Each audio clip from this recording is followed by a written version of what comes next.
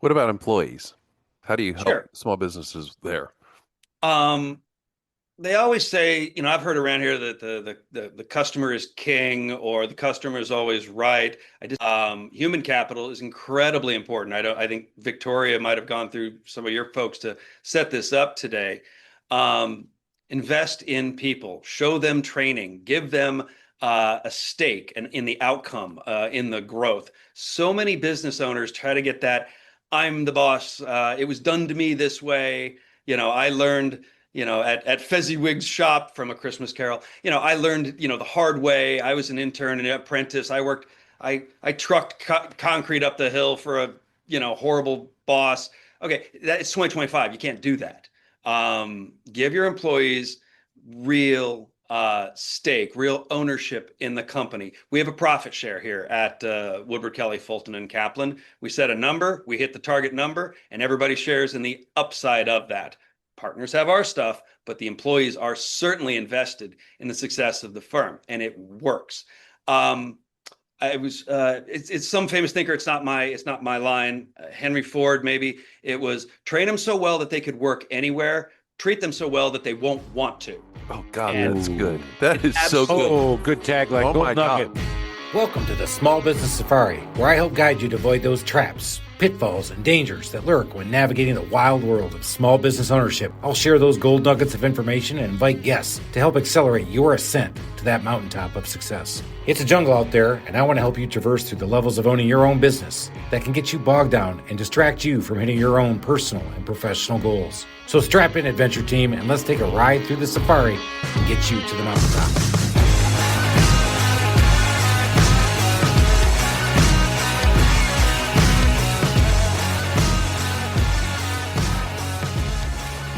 Go. You ready?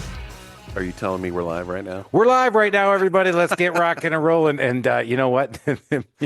That's what happens. We wait we're for the authentic. lady to say recording has started. It didn't happen this time, Yeah, Alan, because we are authentically flawed. that we are I just got authentically done flawed. saying to everybody, I'm training some more sales guys. You got to be authentic in the sales process, especially in the home, because it's very personal for a lot of people. It's residential sales, residential home construction that we do. And I said, you got to be authentic. I said, but that doesn't mean you got to show your ass. So don't show your ass, but be authentic. That's another book chapter I title think for you. yeah, I'm working on book number 2. That's right. The pod has been filling it up with all kinds of great ideas. And today we've got another great guest on a field that actually I should say I like it. I just don't. As my best friend is a lawyer and now a judge, and my son is in law school. I should like law, but I just bristle at the fact that I have to deal with lawyers in anything. Well, and I think That's a lot of bad, right? It's well, for a lot of our listeners, and I was one of them, you had a small business and you think, oh God, if an attorney sets foot in my store, I'm going to get sued, for absolutely everything. And I've since just about everything. but I've since made some good friends, and I also had a stint in the franchise world where we had our in-house counsel. And I got to say, having your own lawyer is fun. All right. Yeah. Well, if you spent any time with lawyers, I do make a lot of fun of them, and I can because, like I said, it's a little too close to me. But they definitely think differently than a lot of people, and they understand a lot of the stuff that goes on. And as we've had some lawyers on over the years, you realize not all lawyers are equal, and there's definitely experience that you need to have when you talk to people about it. So today we've got a great one, man. Brandon Woodward's coming on to talk to us. And as soon as Alan said they'll sue you for everything, all I looked out and saw Brandon go, and he goes, "Yes, everything." Including that. So, Brandon, how did you get into law? I'm interested to know if this was something that was always a life passion. To a point, I actually started college as a chemistry major and was disabused of that early on by my chemistry professor. Put his arm around my shoulder and goes, You're not going to make it as a chemistry guy. Maybe something else out there." So after that, I knew that I could always write well. I knew that I was at least somewhat persuasive, or I could always be counted on. I certainly wasn't shy, and I certainly wasn't an introvert. Um, So that kind of led me to my undergraduate degree and led me to law school after college. After college, I went through a couple of different areas of law until I got into business and corporate, which is the complete opposite of the suing litigation lawyers that you've mentioned. Yeah. So go ahead, No, Ed. I was just going to say it's kind of an interesting thought to think of the similarities between chemistry and law. I mean, you're working on a puzzle, I think. Well, but he also hit on the thing, and this is I'm going to go back now. I'm going to play my son's story back, and so I have my master's in mechanical engineering, and obviously I've taken a lot of math classes. I've taken a lot of engineering classes, and he's in college going to undergrad, and in his sophomore year, he said, "Dad, I have taken my last math class." I said, "Son, you're talking to an engineer, so I'm not sure how to take that. But this kid can write, and that's the one thing. And he definitely thinks differently than I do. Is engineers, they think one way and very logical and kind of moving this way, and lawyers are looking at the holistic and then coming in and trying to solve problems in a different method and methodology. And I think that diversity of thought has got to be something that you probably noticed as well. Absolutely. And it should go, I don't know whether you saw LinkedIn or not. My first corporate counsel job was with a massive engineering company called Black and Veatch Engineering. They're headquartered in Kansas City, Missouri. They build nuclear power plants and also nuclear weapons too. So they don't need legal help at all. They I need would a lot of imagine. legal, and they had a fantastic legal team. They were all in-house. You mentioned how nice it is when you have your lawyer down the hall to ask questions to.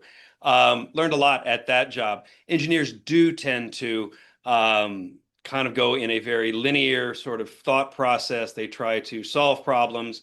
When and if there was ever an issue or something with any of our civil projects, we also built hydroelectric dams and things like that. It's a big civil engineering firm, Black and Veatch. Let's say there was a claim, something didn't work quite right.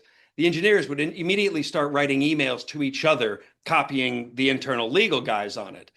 And I would immediately say, guys, let's all stop emailing each other real quick and just step outside your offices. They were all in a row. Let's all step outside. Let's go down to the conference room and let's start talking about what went right, what might not have gone so right, and things like that. But it is a very engineering trait to go into solve problems, fix things, and make it work.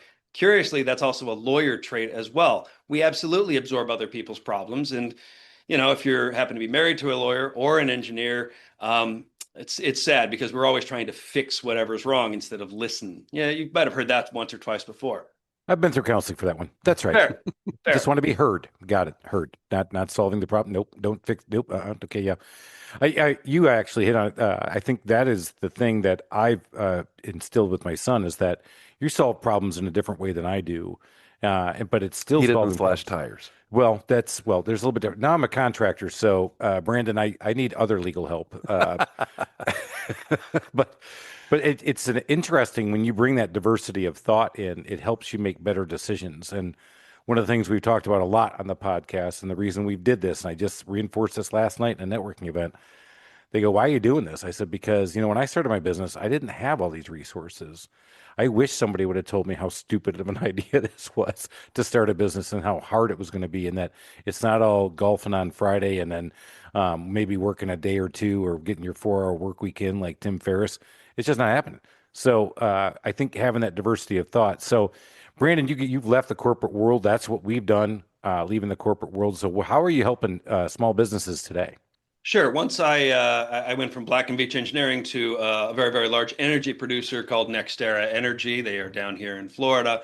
After a couple of years doing that, I opened my own law firm. And I went from representing a Fortune 200 publicly traded company, that is NextEra, to representing a pet sitter. I'll say that again. Yeah. I can Just let see a that sit natural for a minute. progression there. You can see that, yes. Yeah. The amount of It's so- capital in the pet sitting business is not quite as grand as a publicly traded, actually the largest energy company in the United States right now. Wow. Long and short of it is business is business. And you hit it right on the head. Most folks get into it, and they're good at what they do, and that's great. But at some point, you do need to go outside your DIY mindset, or I can fix it, or I can take care of this, and reach out to get those advisors. you need. Now, that pet sitter, I met her at a coffee shop. She's still in business today, but by gosh, she has the best corporate books imaginable. And by the way, she has a contract that she now shows her. This is obviously 14, 15 years ago. She had a one-page agreement that was her agreement with the pet owners that she was working for. It was very clear what she did. It was clear how she got paid, how the job starts, how the job ends, and what the rights, duties, and responsibilities are along the way. It was clean, it was easy to understand, and she really, really liked working with me for it. And she's, again, still in business today. I don't know that she still uses that same contract, that same agreement, but I'd like to think she does.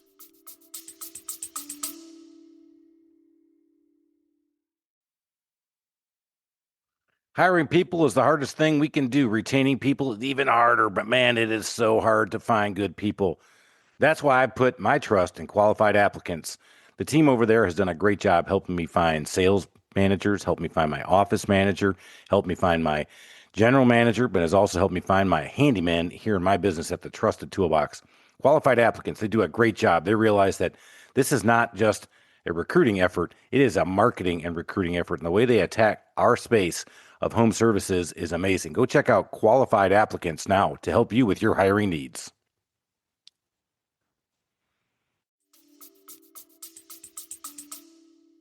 You know what? As a small business owner, I'm pretty sure she does, because the last thing I want to do is go back and revisit that, spend money on that, just to update it for yet another tagline or another line in there. But so, Is it safe to say, as a start, you're a wannabe entrepreneur, the wise thing to do would be to develop a relationship with somebody in your profession before they need it? Absolutely. A lot of times people hire my firm to actually start their business. Now, if an entrepreneur is in business with somebody else or somebody else's money, those need to be documented and documented well. If it's two people that are in business, even if they're family, let's get the agreement between the owners set down in writing right now at the outset while everybody's smiling and optimistic. Let's not wait for a downturn or maybe some unfortunate incidents, some hard times.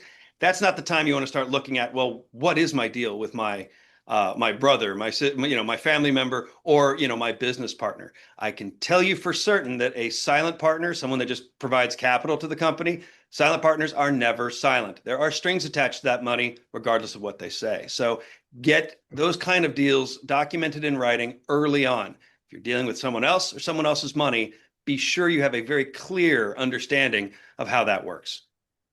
that is a great point. I'm in a CEO mastermind group, and one of the ladies is thinking of exiting her company, and somebody's interested in acquiring her. And we said, the first thing you got to do is get the divorce agreement put together. I said, you're all happy now, but let's get that divorce agreement now. So, Brandon, you hit on that. It's hard to do because everybody wants to be happy and say, oh, no, don't worry. Alan's going to be really quiet. It has that stench of we need a prenup. Yeah. You're you've got this happy partnership going, but to your point, you have to do it before you need it. I agree. And it does, if we think about a prenup, or we can think about like a will. Nobody really likes to think about what happens if one of us is, where's my stuff going to go when I die? Let's say it's just a couple of guys that are in business with a service industry or something like that. They're down here in Florida, but mom and dad get sick back in Ohio, and somebody has to leave the business. Well, they didn't choose to, but how are we going to negotiate one partner? And I'm not talking about any sort of corporate formality partner, but one person that not only is an owner, but also a worker, an employee there. How do we negotiate their exit? Will it kill the company on the way out? It very well could, if you didn't really kind of think about this, maybe on the front side. Death, disability, and divorce happen in the real world. And, a good set of an operating agreement for an LLC, shareholder agreement for a corporation, those are absolutely invaluable. And they don't have to be long, they don't have to be complicated, and they don't have to be expensive to write. No, that's a great one. Take us through a little bit of how you get people, because potentially there's this guy here next to me that I coerced into this totally free gig, calling a free podcast that we're doing. Mm-hmm. So there's really no partnership but there's a partnership, and there's no money to split up, but we're all optimistic. We were like, oh my God, we're going to go over and take over Joe Rogan. We're going to go do this. And by the way, we're almost there, guys. We're almost there. No, I'm kidding. So how do you get people who are optimistic and thinking about, oh, we're going to go blow this thing up and be great? Because that's what we are. We're entrepreneurs. We're thinking great. You were thinking great as you went and worked with the pet sitter. I got those stories too. So how do you get us to talk about that stuff?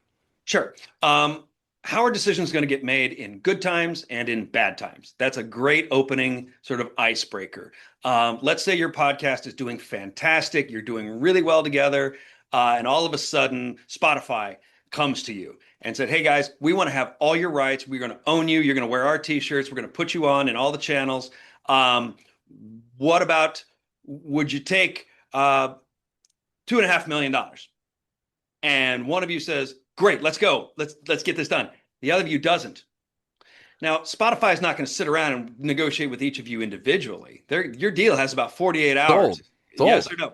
I'm selling it $2.5 million. You better. I don't have a partner anymore. But you just, first of all, you don't have anything between you that says you are in fact partners at all. So Right.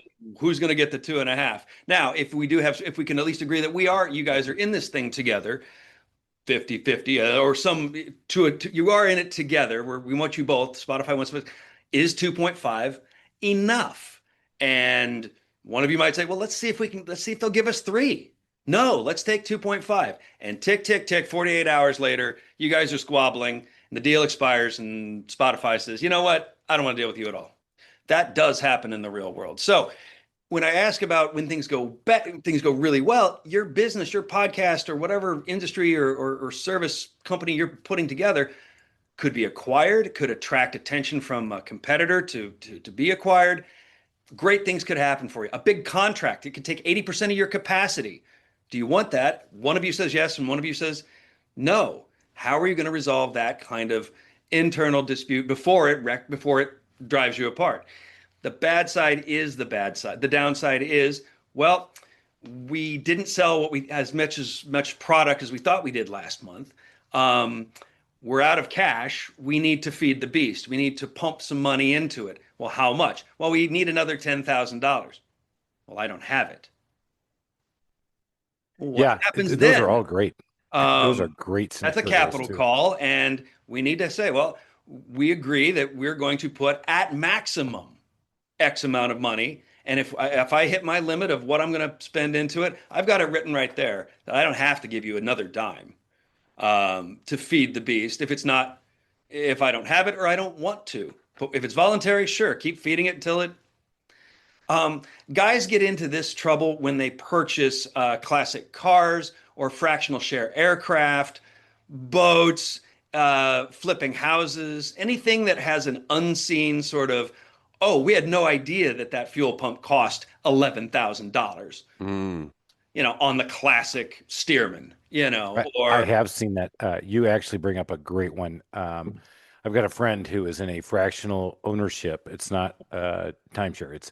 They own a house with 12 other couples, and the HVAC went out, and somebody had to make the call. They have an operating agreement, had to make the call to use this service, had to make the call on good, better, best, picked best, and 2 of the people got absolutely roasted and pissed about this and left because they're like, we didn't agree to best. And the guy's like, but we need a best because this is a vacation place and this is where you got to have air conditioning.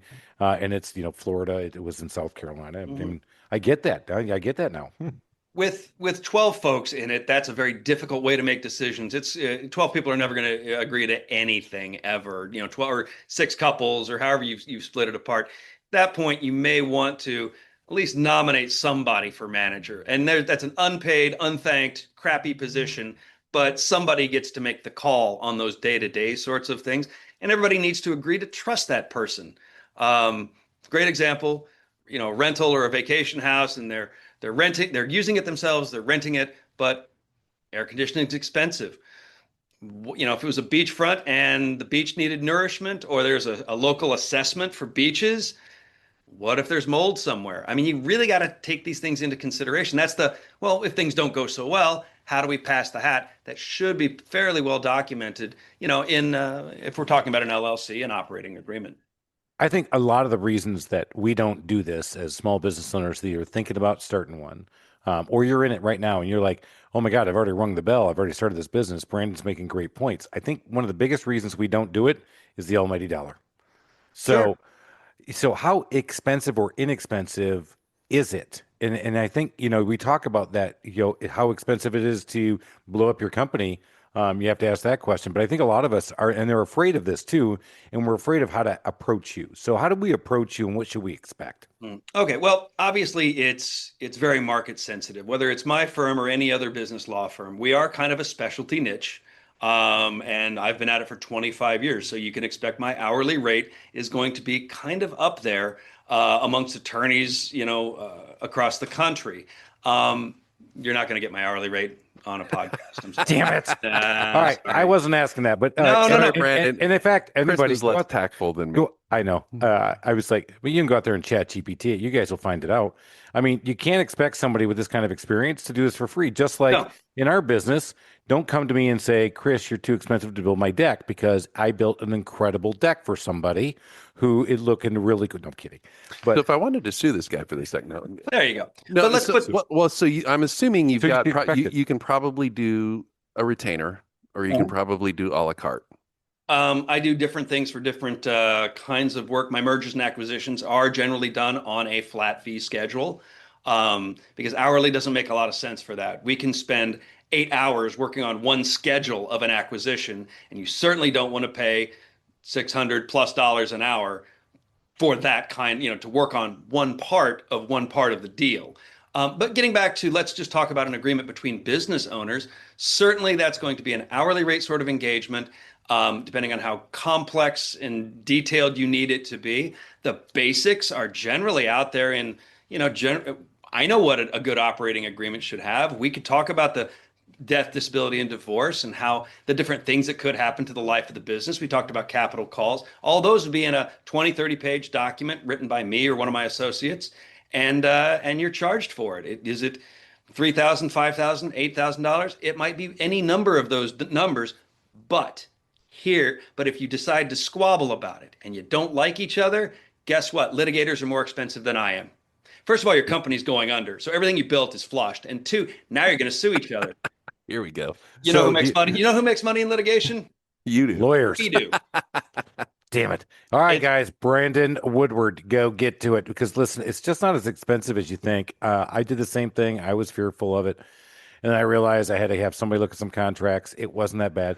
And it's just like anything. When you hire a professional, they're not going to take 40 hours to look at something that they have the experience on. So you can't take 40 times $800 an hour or whatever it's going to be, but you can't also expect these guys to work for 25 bucks an hour either. So get real with it and do it right. Well, and I also assume that if you're trying to avoid legal fees and you let a problem compound, then it's going to end up being much more expensive than if you'd have just talked to your attorney up front. And so I wanted to ask you, outside of the operating agreement, what are some things that you see that small business people should be picking up the phone and calling you proactively for that they're not? Collections. Every day your account receivable goes over 30, 60, or 90, or whatever your pain point is a day further away from you getting paid. It happens in the construction and services industry, especially if there's a set of draws or it's a stream of payments. Shockingly, all my contractors tend to get stiffed on that last final draw payment. And you guys both know that's where the profit is, because you paid for materials and you paid your labor. The profit's on the last payment. So collections for small businesses is critical. There's an old expression, a business can run in the red for decades, but you can only run out of cash one time. That's true. And if your cash flow is gone because you're not billing, you're not collecting, and you're not on top of your AR, the long-term prospects for your business are not great. So having a relationship with a law firm, particularly one that gets the job done. We send one letter and then we're off. We will actually file a collections lawsuit. That generally gets the job done, but it's not easy. It's not cheap. That is hourly rate kind of stuff. But you get a reputation for not letting your AR go. And that's what you want in business. You want to be paid, not have stories told to you. Does that make sense? 100%, man. You're singing my song. I love that idea because you said something that's so big. We have an intern working with us this summer, and I said, here's things that you're probably not going to hear in school. I said, in a small business or running any business, cash is king. If I don't have no cash, I can't pay people. If I can't pay people, guess what they don't do? They don't work for me. You got to have the cash, bro. I said, second thing is you got to have sales, man. I got to be bringing in that revenue. I got to be ringing that bell, bringing in that revenue so I can get that cash. I said, but there's two different reports for that. And so we were talking about the accounting principles and how to do it. But Brandon said it from, I mean, you can only run out of cash once, man. And I would tell you, 17 years, at least three different times, I should have shut it down because I was out of cash and I was dipping into personal funds just to make it keep going. What about employees? How do you help Sure. small businesses there? They always say, I've heard around here that the customer is king or the customer is always right. Human capital is incredibly important. I think Victoria might have gone through some of your folks to set this up today. Invest in people, show them training, give them a stake in the outcome, in the growth. So many business owners try to get that, I'm the boss. It was done to me this way. I learned, at Fezziwig's shop from A Christmas Carol, I learned, the hard way. I was an intern and an apprentice. I trucked concrete up the hill for a, horrible boss. Okay, it's 2025. You can't do that. Give your employees real stake, real ownership in the company. We have a profit share here at Woodward, Kelly, Fulton and Kaplan. We set a number, we hit the target number, and everybody shares in the upside of that. Partners have our stuff, but the employees are certainly invested in the success of the firm, and it works. It's some famous thinker. It's not my line. Henry Ford, maybe it was train them so well that they could work anywhere, treat them so well that they won't want to. Oh God, And that's good. That is so good. Oh, good tagline. Oh, Gold my nugget. God. Yeah, great. Yeah, we'll find out who. it's not a me thing, please, but it's really important. Find activities outside of the office that actually does benefit your business. It is subtle. Get them involved with charities. Victoria networks constantly. She's in young professionals of our county. She goes to that, has coffee with all the other young professionals, and gee, you know what? Not only does it build her up as an employee, as a person, they know she works for a business lawyer. And guess what? They call us when they have problems. So certainly you want to invest in we have, and this doesn't matter the age of the employee, the status. You can always give some person some training. Side note there, cross training. What happens when your bookkeeper leaves? What happens when your biller, if you're a medical practice, your best biller just says, hey, I don't want to do this anymore, or I'm out on maternity leave. Well, you better have somebody that can cover the base for a couple of days until, something else happens. So cross training is huge, and certainly be transparent and cut your employees in on the successes. So now let's talk about business and get away from the law stuff a little bit. So you started your law business. You started on your own, and you didn't go in with a partner. You did it yourself. You've grown to that maturity level that you just said there. Did you feel like you had that same maturity level and culture building mindset when you were first starting? Absolutely not. I was arrogant like all young lawyers were. I thought I could just be business lawyer and everybody would just show up and fawn over all the jewels that were falling out of pearls of wisdom falling out of my mouth. Hey, that's not just a lawyer thing. That is all of us. No, Everyone. it's an Allen thing. Yeah, it's an entrepreneur thing. Right. Yeah, it is. I mean, when you started your biz, you were like, hey, I have just bulletproof. I remember actually saying this is going to be a turkey shoot. Yeah. I know. So I think that's the thing. Again, when you talk to people who've been around it enough, I mean, you're dropping great nuggets. Everything you've said so far, the culture is key for me too. But in the beginning, no, that wasn't my culture. Yeah, it was. I was gonna. Hey, I'm really smart. You ought to listen to what I'm saying. Which, by the way, somebody might have heard like a week ago. Yeah, that isn't with changed. a lot of F-bombs. But yeah, so I love how you've evolved in that. And actually, you've mentioned your firm too, and now you have partners. So Yes. Are they younger, same age? How did you do that? And as you evolved your culture, tell us a little bit about that growth. Well, I was working still solo. It was the law office of Brandon Woodward for plus years or so. Built a nice following, had a nice base, had a good group of companies and clients that followed me. But one thing that I didn't really have access to was litigation. I mentioned collections. I mentioned when things go badly between partners and things like that. I'm not a litigator. I've never seen the inside of a Florida courtroom, and I'm not starting at 51 years old. I'm not starting now. So it's not a skill I have. So the bottom line is I needed litigators, and I needed some other attorneys in the just to kind of, hey, this is more than I want to chew. I need litigation, or I need the credible threat of litigation. There was another firm that did litigation and a healthy amount of bankruptcy practice, as well as foreclosure and real estate. We actually ended up, me and my partner Craig Kelly ended up butting heads. We were on the opposite side of transactions for 2 or 3 different times. We bloodied each other. It was not even close. We just enjoyed kicking each other's ass over and over again. Sometimes he won, sometimes I won. But about a year on, I needed his level of just bulldog ruthlessness. I had a client that needed somebody just torn apart. And I'd go, hey, Craig, I can't do this. You need to take this case off my hands. He goes, happy to do it. Here we go. Same time, same bat channel. He goes, I have no idea how to work a 3-party waterfall distribution for a shareholders that have disparate contributions. I go, that's easy.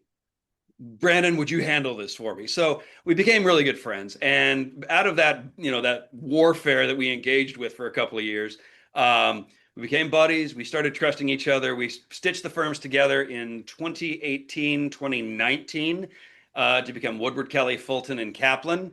Mr. Fulton retired 2 years ago for health reasons. Dana Kaplan is my other partner. She's an incredible attorney, smart as heck, an absolute worker bee. She comes into the office, puts her headphones on, and a pile of files goes from this side to that side.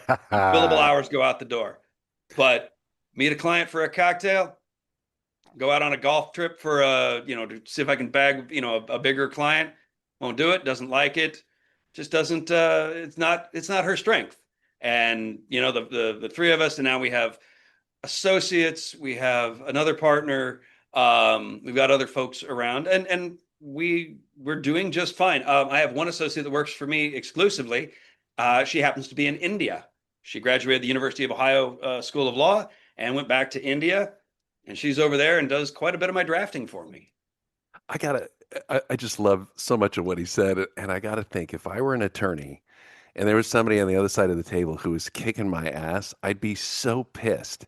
And yet he's sitting there going, well played. Nice. Maybe we can do some business together. So again, something you can learn from lawyers is that I've seen that happen to Troy. Again, my best friend who's now a judge has done the same thing. And I'm like, dude, there's no way. I said, I'll be like, if that dude walks in that thing, I said, I don't even own a gun. I'll find a gun. And if I can't find a gun, I'm going to beat the shit out of him. If I get the shit kicked out of me, I said, I'll find his car and I'll beat them and I'll beat his kids. I'll beat everybody. I said, no, this Sicilian is not going. Not doing it. He goes, Chris, sometimes you have to look at the greater good. I'm like, well, that's no fun. But you're right. So, Brandon, how were you able to reconcile that and become this partnership and build this culture? I mean, that's, I think, another great question that people want to hear. Did you just give yourself a great question? I did. That sucks. That does That's not count on the. That's a great question. Not on the scoreboard, Brandon. Not on the scoreboard. Brandon. No, Like the problem. denied. What do they say? It's not sustained. It's denied. How did we get to a point where we got to be a good partnership? I think it's how you get to be a good business owner in general. And Craig is an amazing business partner. You have to set your ego aside, and that is key to being successful in business. Is you don't know everything all the time. Like I said, getting punched out a few times will teach you very quickly that, oh, I'm never going to learn this guy's skill. And more importantly, why don't I just hire this guy to do this for me? Let's do it that way. I am the rainmaker of the firm. I go out, I will work a room, I will come back with 3 to 4 contacts and just say, hey, we spoke the other day at a Chamber of Commerce event. You said you had a business and you were worried about retaining your employees or employee retention, or you're worried about tariffs. You were worried about X. would you like to come by my office and have a coffee? Now, our office is in a very, very fancy building. You come in, it's kind of impressive, and you sit down in one of our conference rooms or even my office right here, and you get the full effect. Like, hey, we do business all day long, and it's all we do.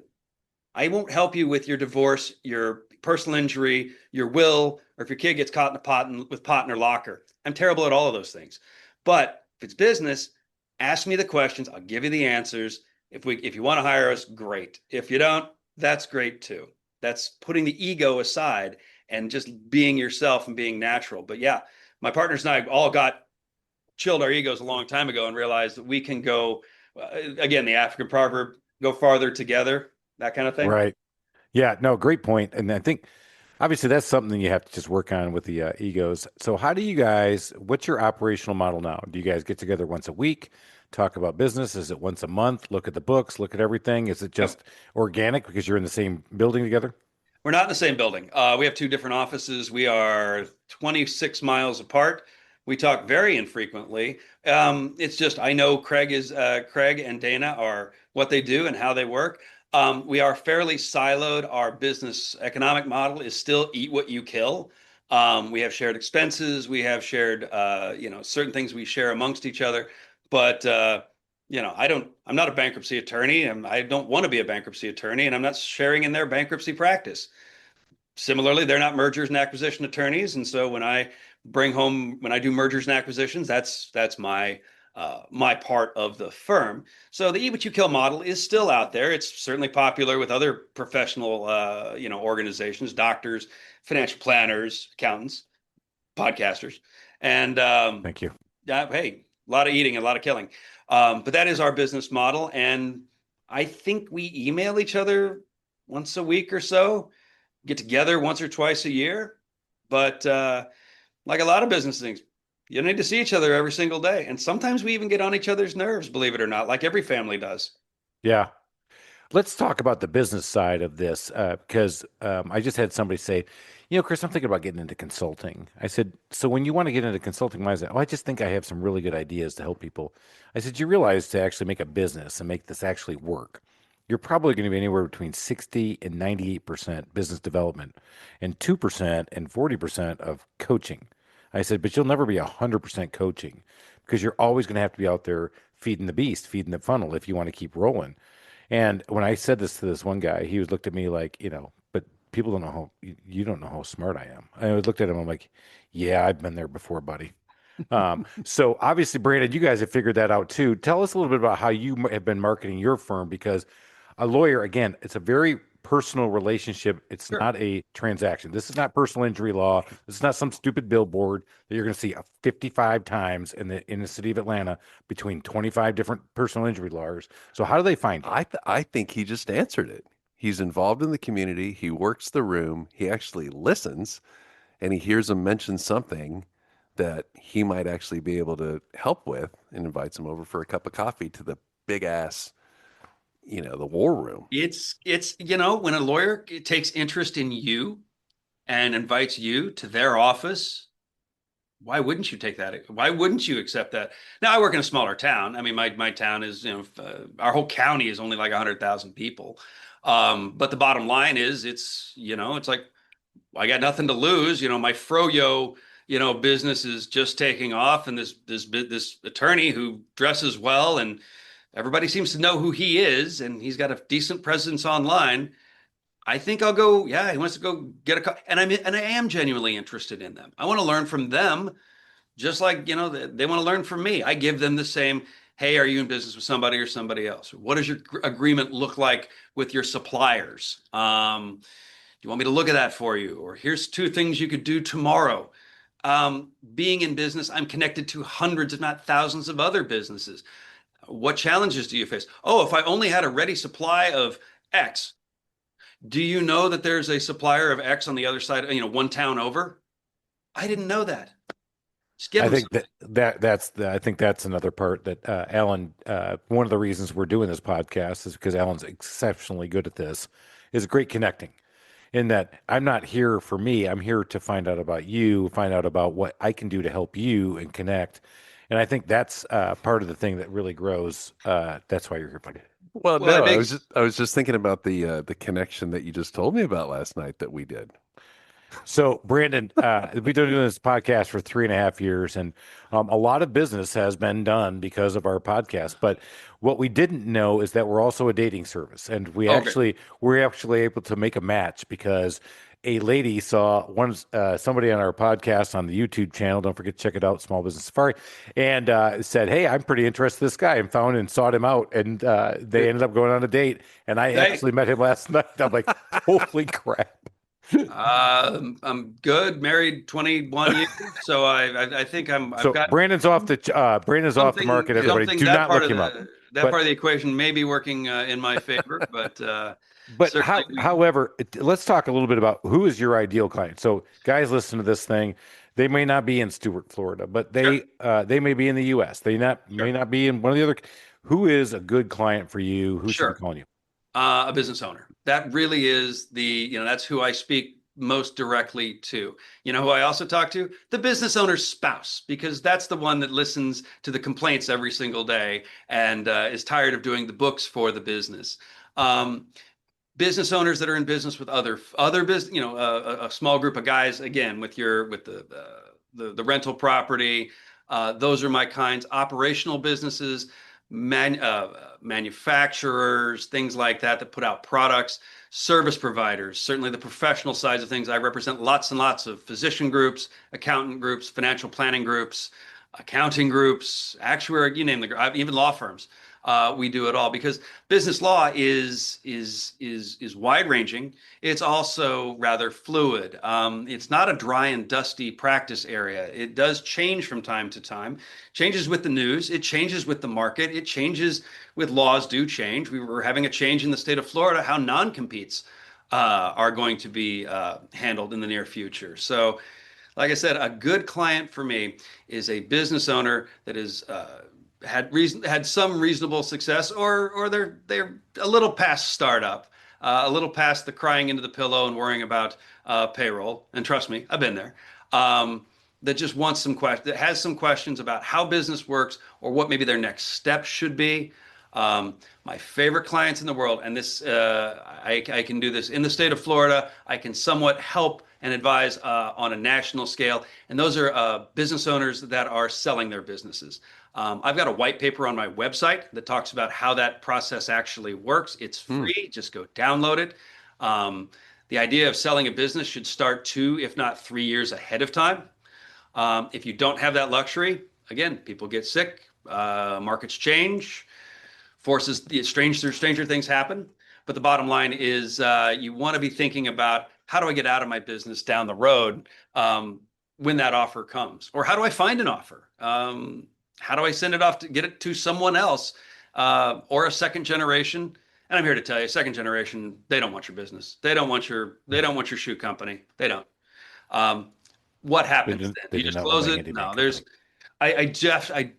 I genuinely love mergers and acquisitions work. It's the buying and selling of businesses, and I think I've got a nice touch on dealing with those clients. So how can everybody find you? Let's find that white paper. How can everybody find Brandon Woodward? Certainly, I have a website. It's we actually just had it redone. It's wkfklaw.com. That's whiskey kilo foxtrot kilo law.com. You click any button on there for contact. It's going to go to me or my assistant. We generally return calls and emails within a day or so. It's a very Midwest thing, very Kansas City. We do talk to people. Florida, a lot of Floridans get a bad rap for kind of not being communicative. I actually chaired my own the disciplinary committee for my county. Number one complaint was communication. People just drop off the face of the earth with a case involved.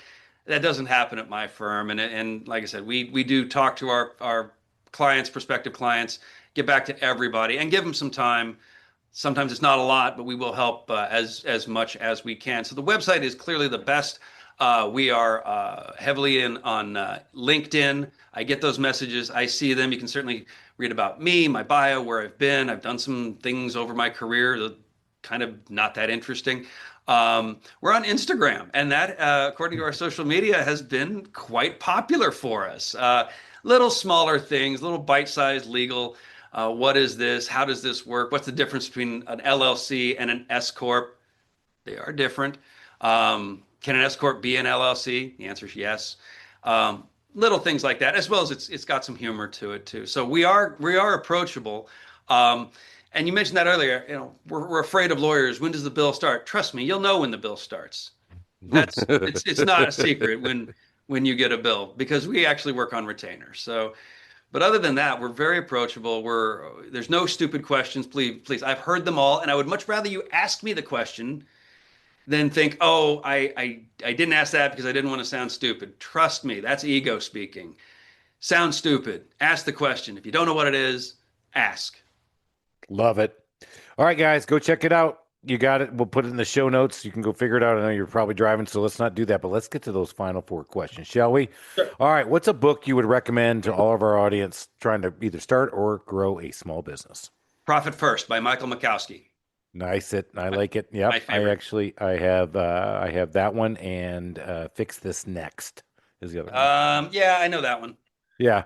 It was a quick read. I mean, I like it. McAllowitz does a good job. But I don't think Brandon likes it as much as you do. I know, I could tell. He Yeah. didn't. He gave me a very lawyer response. All right, let's go on to the next one then, shall we? What's a favorite feature of your home? This is South Florida. I do have a pool. It is, because it gets so hot, our pools down here actually get too hot to swim in. My pool actually has what's called a heat pump chiller on it, so I can actually cool the pool. Oh my God. Spent an absolute fortune to have that feature put on my pool, but I chill it down and I get in it with my fruity drink and my floaties. Oh, love that. Everybody's got to have a fruity drink and a floaty in their pool. 3.5 Alan. years, we haven't gotten that answer. We have not gotten that answer, No. but Alan, just look left. Hmm. It's not chilled. No. But it's It it's should still a be this pool. week. I know. My God. It's Come on, Big Daddy, step up. I know. I need a chiller. Damn it. I didn't. I have a They're pool. I they're just don't fickle have it. too, man. It works, but it just runs and it's expensive and it's I love it. worth it though. Favorite feature. That's way cool. All right. One of the things we have not talked about much here, but we have talked about, and that's providing great customer service. Because one of the things that Al and I pride ourselves on is we're kind of customer service Freaks. Oh my gosh, you did not just say that. Yes. What's a customer service pet peeve of yours when you're out there and you're the client? Oh, leave a message. The first thing I did when I started my firm 12, 13 years ago is I hired an answering service. My phones here are answered 24 hours a day. I didn't say they're answered by me, but in any facet of law, criminal, particularly criminal, people get arrested, oddly enough, at night. But I never wanted to have a potential client call my office and like, hi, this is Brandon, leave a message. All that says is you're not important. And they're going down a list. They're going to go to one of your competitors. So leave a message. I hang up. It's like, look, there are other veterinarians. There are other, unless I'm referred to this tile guy or this cabinet worker, I'm going down a list to find, my next service provider. So answer the phone, get on your referrals, get on your leads, and follow up immediately. That's a pet peeve. When that doesn't happen, that's my pet peeve. Well, in the home service industry, that puts you 95 percentile because that's what happens. So it's an easy thing to do and it's a hard thing to do. So go figure it out, make that happen. That's a great customer service pet peeve that everybody should understand. All right, let's get to it. I love construction. I love working on the home. That's the reason I got into my business, the Trusted Toolbox.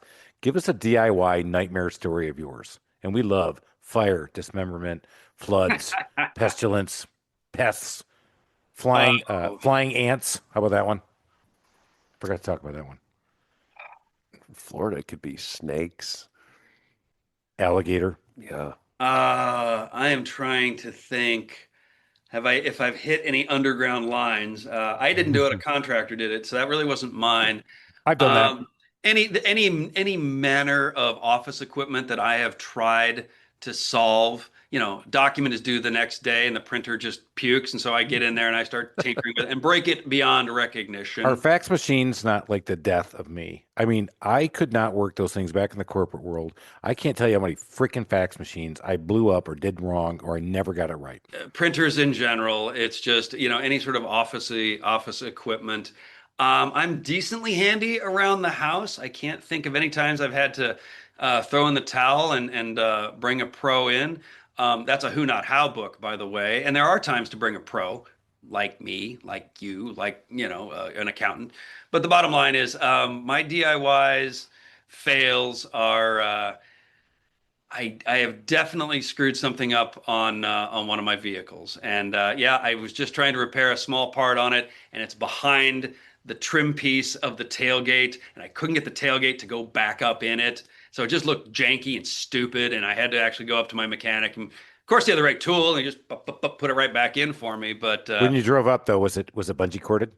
no, it was closed, then but duct tape. I could get the door closed, but I was just I've like, driven with a bungee corded bumper. Come on, you're in the Midwest back in the 70s. Come on, man. 80s, oh, that's come how on. you drive home with a mattress on your roof and a ratchet strap. I did it. I've been there. Love this. Brandon Woodward, not your average lawyer. Go out there and figure out how to get that business going. Don't be afraid to talk to lawyers. That's what we learned today. And don't be afraid to go out there and look at Brandon. He gave you a free resource, and he'll probably give you a chance to talk to him on the phone because he said he's all about customer service. Go do this, and don't be afraid of it. It's not as much as you think it is, and I'll tell you what, it will save you a lot of headaches down the road. We know that. Guys, keep making it a great week. We're going to be back next week. Tell your friends, tell your family, tell your kids. Oh my God, we're thinking about doing true crime podcasts because we're that big right now. So we got to keep going. Make it a great day. We got to get out of here. Cheers, everybody. Thank you for listening to this episode of the Small Business Safari. Remember, your positive attitude will help you achieve that higher altitude you're looking for in the wild world of small business ownership. And until next time, make it a great day.